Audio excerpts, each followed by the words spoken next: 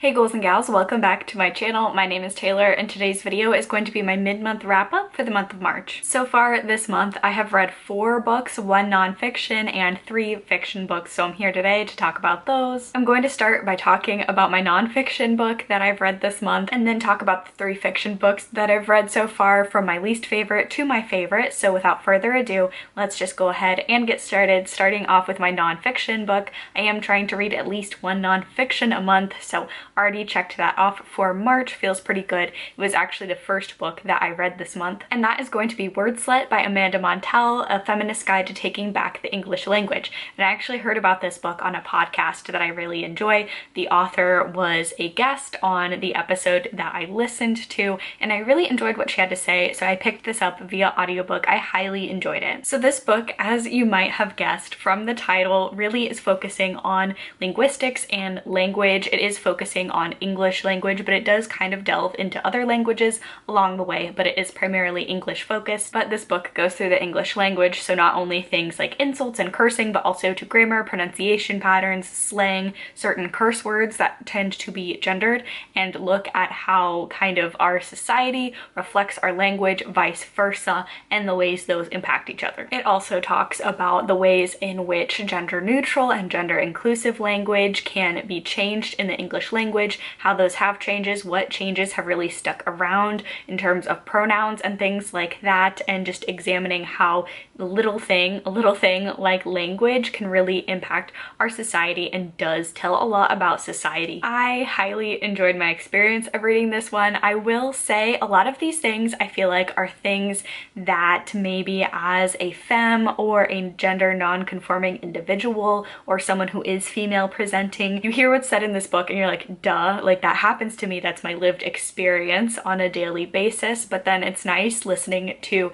some statistics and reasoning why that is the case to kind of back up shared experiences and feeling. For example, I know that men who use female instead of women give off bad vibes. To me, that is kind of a warning sign that men who use female instead of the word woman, like, oh, I don't like females that do this, that shows that they don't respect women. I think that is an experience a lot of people can relate to, so it is interesting hearing how the terms female and women who tend to use which one, and how female is actually, whether you believe it or not, I don't want to hear really any kind of mansplaining in the comments, but just using the word female instead of women when you're talking about a woman shows an inherent inferiority in the way that they view women and an inherent bias that has really permeated the English language. So I really enjoyed this one. Obviously, just from the cover alone, there are some curse words in here, as well as there is a conversation about reclaiming slurs and different ways,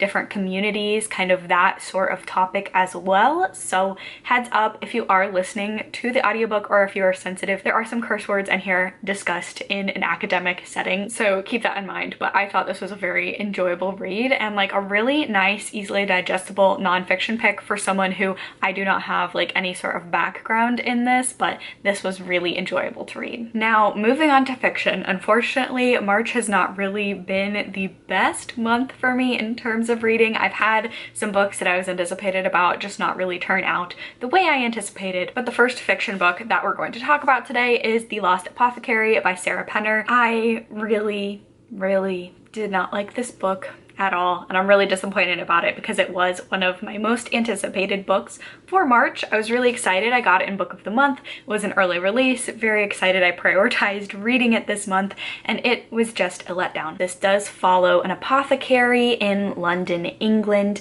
and there are 2 timelines in this story. There are 3 points of view. 2 of the points of view in this story are 2 women in 18th century London. There's Nella, who makes poisons and sells them to women that have been wronged by oppressive men in their lives. And the second point of view here is Liza, who is a 12-year-old girl who really wants to follow in Nella's footsteps. Our third point of view, we are following Caroline, who is in modern day, and she's in London on what was supposed to be the 10th anniversary for her and her husband, a chance for them to relax together, see some sights in London. She's from small town Ohio. However, right before they leave, Caroline realizes that her husband has been cheating on her. So she takes a sabbatical, takes their anniversary for herself. She intends to do a lot of soul searching while she's there, discover what she really wants out of life, what she wants from her future, what her future holds, and kind of discovers some hidden remnants of this lost apothecary. The premise of this book sounds incredible. It sounds like something I would be super into. I really love a good period piece book,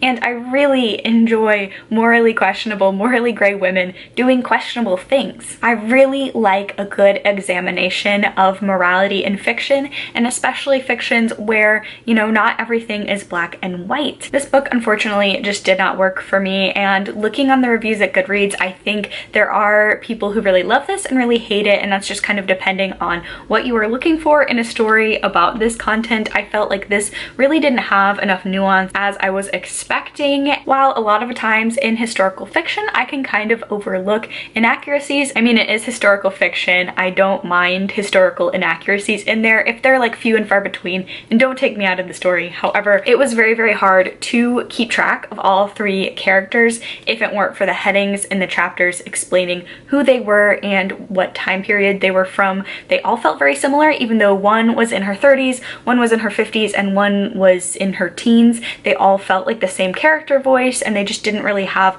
a lot of differentiation there, as well as just it really did not feel like a period piece when we were back in time. Now, if it were just based on that, this would be like kind of a disappointing but middle of the road book for me. I can overlook that. Like I said, it's fiction. I'm suspending my disbelief and enjoying stories, so I'd rather have a historical fiction that has a couple of little inaccuracies than one that is perfectly historically accurate and reads like a textbook.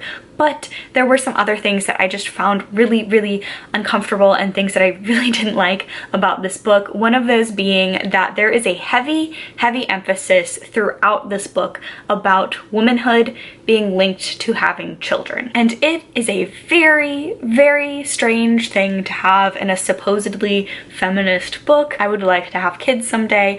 I don't love the fact that if I decide not to have kids, or if I cannot have kids for some reason, then I am not a true woman, like this book suggests. One of the characters, and I'm trying not to give too many spoilers, but I feel like the way this was handled could be potentially very triggering for a lot of people. So one of the characters does suffer from a miscarriage. It is very much treated by herself that that is a failing of herself, and that is something evil within herself that is never challenged, never talked about, how that is obviously not her fault that she miscarried.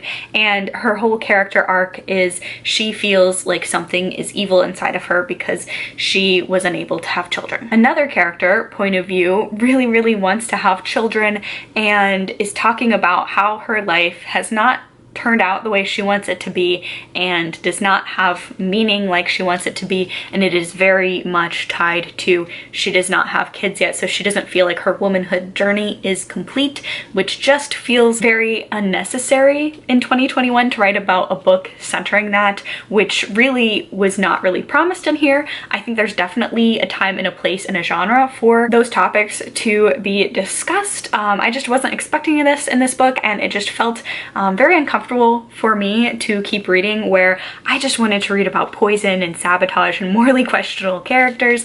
I didn't want to read about how every woman who doesn't have a child isn't a real woman yet. Also, another thing that could be potentially spoilery, but I think it is a really big part of the story that starts from the get-go of the chapter. Caroline's husband is a piece of shit. Now, I am not opposed to a cheating storyline in and of itself. That's not a deal breaker for me. I think that's actually a lot to explore there. I have enjoyed narratives in the past where we're exploring complexities of cheating and maybe some fully fleshed out characters where they do something terrible like cheat, but that doesn't necessarily mean they're terrible people. But he was just so he was just such a cardboard cutout of a character that I really didn't see why Caroline would want to even consider staying in a marriage with him. And again, trigger warning, this wasn't really discussed in here, but a lot of tactics he does are gaslighting and borderline emotionally abusive, and that's not discussed in here. It's not the point of the story. These things just happen. Again, I'm sorry, you maybe just skip ahead to the next book that I talk about, but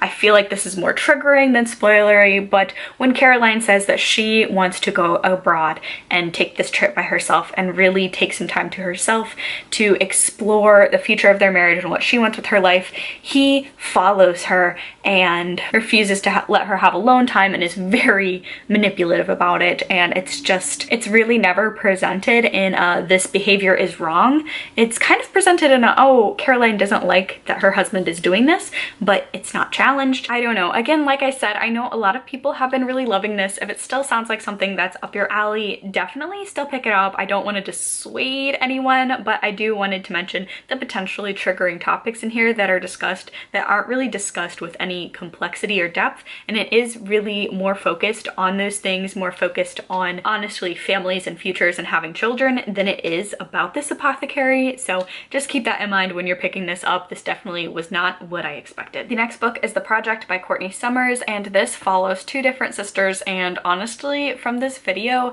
I think I'm learning that I just really don't like dual timelines that aren't like sprawling fantasy books. I think if they're contemporary or even historical fiction, especially if they're concurrent timelines, I think that's the bigger thing. I really am not a fan of concurrent timelines. But this follows two sisters, B and Lo, and they are actually estranged for a couple of reasons that this story delves into, but the main plot line of the story is that Lo feels like her sister B is in a cult and she wants to get her out. So her sister B is in this kind of charity organizational religious group called the Unity Project. Lo suspects it is a cult and everyone is not really on board, and if you are in the Unity Project, you're not really as on board as the kind of Unity Project is displaying to the public, but the Unity Project has a really good image. They do a lot of really good things for the surrounding community, so no one really believes her, but she is going off of what she knows of her sister. They went through it together in their youth, and she just really wants to get B out of this situation.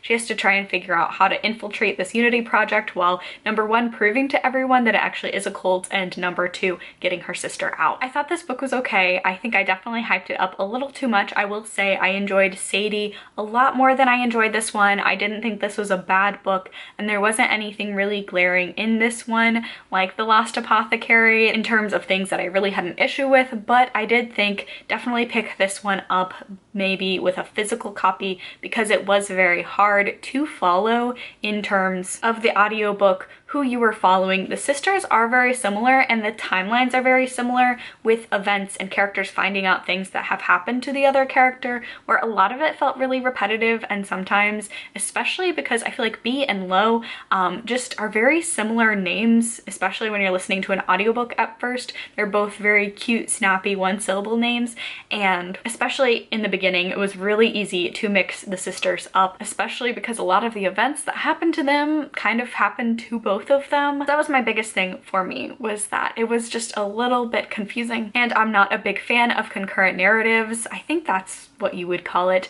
but where you follow one point of view and something happens to that point of view, and then you go to the next character's point of view and they either have someone explain what happened to that person or they have like a similar thing happen to them, kind of very similar with some of my critiques of Home Before Dark by Riley Sager, how I felt like the action was just happening and then backing up and happening to the next character. I think one of the things that I really loved about Sadie, and that a lot of other people really loved as well, was the sibling sister dynamic and relationship between characters. I didn't really feel this in here. There are some reasons why this sister relationship is very different than the one in Sadie, but I just really didn't feel like any connection between B and Lo at all. And then also some of the things that I didn't really care for about this book are more spoilery, and ultimately I just didn't think I was the intended audience for this book, which is okay. But other than that, this was a middle of the road read for me with some disappointments just along the way on how the narrative was told, but the writing itself was really good. If you did like Sadie, I would still encouraging you to give this one a try, but just keep in mind, although the premises may sound a little bit similar in terms of the sister relationship and the things happening to the sisters, the tones of the books are ultimately very different. So just a little, not warning, but expectation for you before you go into this one. And then the last book that I'm going to talk about in this mid-month wrap-up is going to be A Dark and Hollow Star by Ashley Shuttleworth, and I am so thankful that I gave this book a try. This again was one of my most anticipated 2021 releases. The cover is just stunning, and I'm really happy to report that the outside definitely you can judge this book by the cover because the insides absolutely match the excellence that is on the outside of this book. This is an urban fantasy, an urban YA fantasy that does take place in Toronto, Canada. So we're following Arlo, who is the Ironborn half-fae outcast of her family. We're following Nausicaa, who is a fury who has been exiled from the immortal realm, and she is out for revenge. We're following Vehan, who is a dutiful fae prince who is trying to live up to the expectations of fae society and his mother, and who really wants to earn his place on the throne. And then we're also following Aurelian, who is Vehan's childhood friend and now who is his guardian bodyguard. So this is an urban fantasy where the 8 courts of the folk live in tandem with the human world, but they are concealed by magic and bound by law to not really engage in human affairs, do no harm to humans. So this has long kept peace in the courts until a series of gruesome and ritualistic murders start happening all across Toronto and threaten to expose fairies to the human world, and also just a threat to anyone who is born Ironborn, which is half human, half fae. So our 4 main characters all have a specific reason for why they want to solve this crime, because they're all ultimately really annoyed and frustrated by the fact that the 8 courts of the folk really aren't doing anything. They're just standing aside and letting these murders happen, and there's not investigation into it. So they each are drawn into this murder mystery for different reasons, but they all want to try and solve and get to the bottom of these murders before any more Ironborn fae are killed. This was just really, really enjoyable. A whole lot of fun. I will say really cool things about this book. There is a list of triggers in the beginning of this book. There are some difficult topics talked about in here. So I love that that's something that's slowly but surely starting to become more normalized in books, is that there is a list of content warnings before the book starts, so you can see for yourself if you are potentially going to be triggered by this book. This gives off very Crescent City vibes in the fact that it is an urban fantasy where our main protagonists are trying to solve a series of murders. This almost felt like a really, really wonderful piece of fan fiction, and I mean that in the highest possible compliments. There are so many like standard tropes I feel like in the fan fiction genre that this book has in them, and that they are done so well. Like there's a prince and a bodyguard trope, which is always a whole lot of fun. There's kind of a misunderstood enemies to friends to lovers situation going on. There's also a lot of influence with Dungeons and Dragons in here. It's a whole lot of fun, and there are a lot of tropes used in here in really fun and interesting ways. What's also cool about this book is that all 4 of our main characters are queer, and actually the author has listed them in their own review of this book,